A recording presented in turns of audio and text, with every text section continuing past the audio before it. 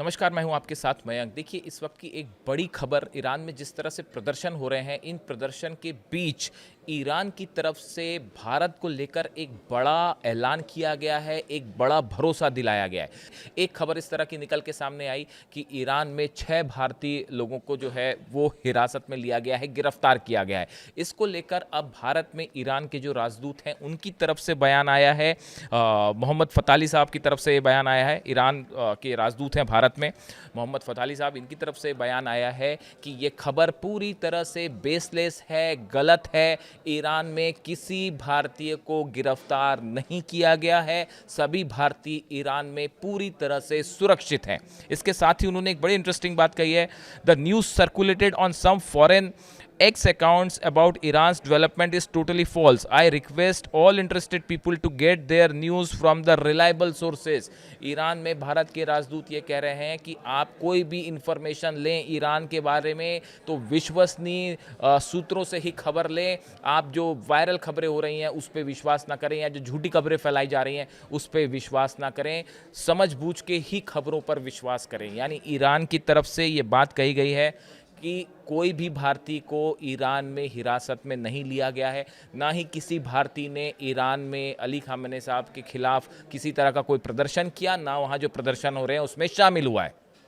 भारत में वहाँ 10,000 से ज़्यादा लोग हैं भारत के जो ईरान में हैं, और वो पूरी तरह से इस प्रदर्शन से अलग हैं, और ना ही किसी को गिरफ्तार किया गया है। इस तरह की बात ईरान की तरफ से कही है। इसके अलावा देखिए, all India medical students association जो है AIMSA, इनकी तरफ से ये कहा गया है, और दूसरा एक और एसोसिएशन है ऑल इंडिया मेडिकल एसोसिएशन जो है, इनकी तरफ से कहा गया है, जो कि मेजर मेडिकल बॉडीज हैं इंडिया की। All our students are safe, there is no need to panic. उन्होंने ये कहा कि ईरान में हमारे जितने भी छात्र हैं भारत के, वो पूरी तरह से सुरक्षित हैं, और हमारा उनसे संपर्क भी हुआ है, और वो आपको किसी तरह से परेशान होने की ज़रूरत नहीं है।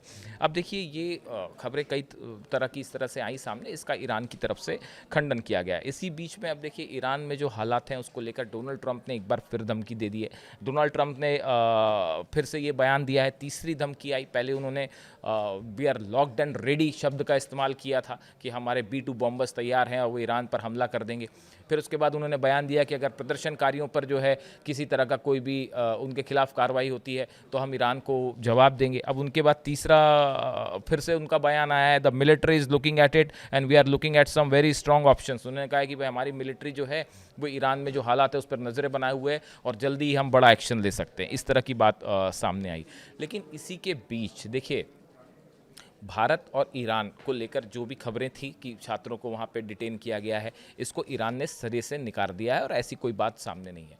भारत के विदेश मंत्रालय की तरफ से भी ये कहा गया है कि ईरान में जो हालात हैं हम उन पर नज़रें बनाए हुए हैं, और ज़रूरत पड़ेगी तो हमारी तरफ से जो है वो गाइडलाइन आएगी। यानी फ़िलहाल ईरान और भारत के बीच संबंध जो है जैसे पहले थे वैसे ही बने हुए हैं। इसके अलावा देखिए, एक और बड़ी खबर है, जो ईरान के राजदूत हैं इनकी तरफ से, मोहम्मद फ़ताली साहब, इनकी तरफ से ये कहा गया है, हाल ही के दिनों में इनका ये जो बयान सामने आया, इसके पहले भी हालांकि इस प्रदर्शन के दौरान बयान आया है, वो चाबार पोर्ट को लेकर आया है, और उन्होंने ये कहा है कि भारत और ईरान चाबार पोर्ट को लेकर एक बड़े डिस्कशन में है, और ये कोशिश की जा रही है कि दोनों के देशों के बीच में कोई एक ऐसा रास्ता निकल के आए जिसमें किसी तीसरे देश के इंटरफेरेंस की ज़रूरत ना हो।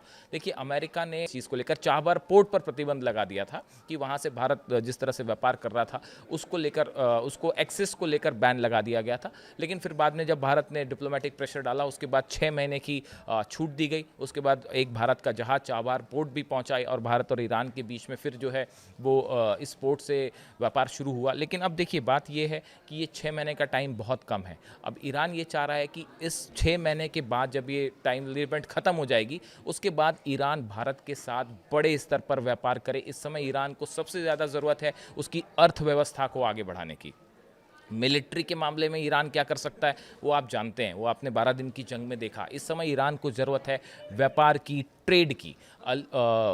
इसी लिहाज से जो ईरान में भारत के राजदूत हैं उन्होंने इस तरह की बात कही। Fathali spoke about India and Iran seeking practical solutions to continue developing an strategic Chabahar port so that it doesn't become a hostage to decisions of the third countries. उनकी तरफ से ये बयान आया कि भारत और ईरान जो है वो चाबार को लेकर बातचीत कर रहे हैं, और ये नहीं होना चाहिए कि ये जो पूरा चाबार वाला मामला है वो किसी तीसरे देश का हॉस्टेज बन जाए और कोई तीसरा देश उसमें डिक्टेट करने लगे। वो संभवतः अमेरिका को लेकर वो इशारा कर रहे थे। इसके अलावा उन्होंने कहा ट्रेड के लिहाज से Iran emphasises expanding cooperation in energy, petrochemicals, transportation, ports, agriculture, pharmaceuticals, technology and knowledge based companies।